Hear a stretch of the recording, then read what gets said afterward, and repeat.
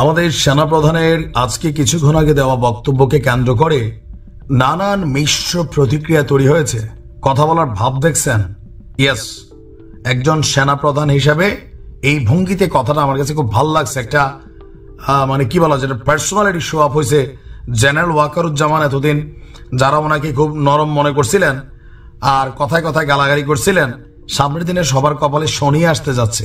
বলে দিয়েছেন, ভাই আমি সতর্ক করে দিছি, এরপরে যদি কোনো কিছু ঘটে আমাকে বলতে পারবেন না যে আমি সতর্ক করি নাই। কি ঘটতে যাচ্ছে? কেউ বলছেন যে সামরিক শক্তির অভ্যুত্থান হবে, আবার সেনাবাহিনী ক্ষমতা গ্রহণ করতে পারে। কেউ বলছেন যে না, এটা সরকারকে একটা চেতাবনী দেওয়া হয়েছে যে সরকার যেন অতি দ্রুত নির্বাচন দিয়া রাজপথকে কন্ট্রোল করে বা জনগণের নিরাপত্তা নিশ্চিত করে।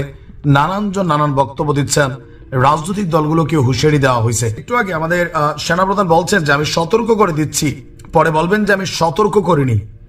আমি আপনাদের সতর্ক করে দিচ্ছি, আপনারা যদি নিজেদের মধ্যে ভেদাভেদ ভুলে একসাথে কাজ না করতে পারেন, নিজেরা যদি কাদা ছোড়াছুরি করেন, মারামারি কাটাকাটি করেন, এই দেশ এবং এই জাতির স্বাধীনতা সার্বভৌমত্ব বিপন্ন হবে। তিনি বলছেন যে আমি আজকে বলে দিলাম, নইলে আপনারা বলবেন যে আমি সতর্ক করি নাই।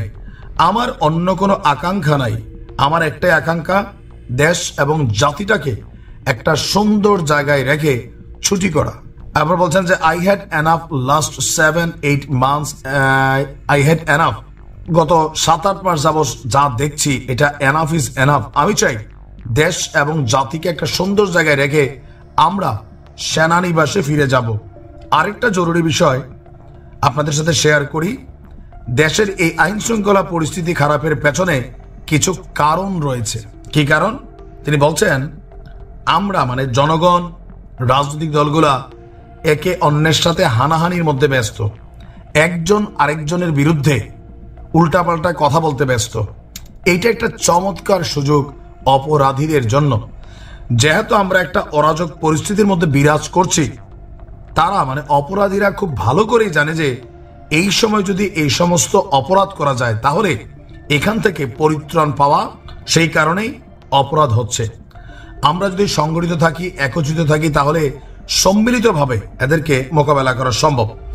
এছাড়াও তিনি police, RAB, BGB, DGFI, NSI বলছেন যে তারাও গুরুত্বপূর্ণ কাজ করছে, খারাপ কাজের সাথে অসংখ্য ভালো কাজও করছে। আজকে দেশের যে স্থিতিশীলতা, দেশটাকে যে এত বছর স্থিতিশীল রাখা হয়েছে, এটার কারণ হচ্ছে এই সশস্ত্র বাহিনীর বহু সেনা সদস্য, সিভিলিয়ান সবাই মিলে আমরা একটা সুন্দর পরিবেশ তৈরি করার চেষ্টা করেছি। তো যাই হোক, রাজনীতিবিদরা যদি বুঝছেন, না বুঝলে খুব শীঘ্রই বুঝবেন যখন সামরিক বাহিনী ক্ষমতা দেশের প্রয়োজনে, জাতির প্রয়োজনে হাতে নিবে।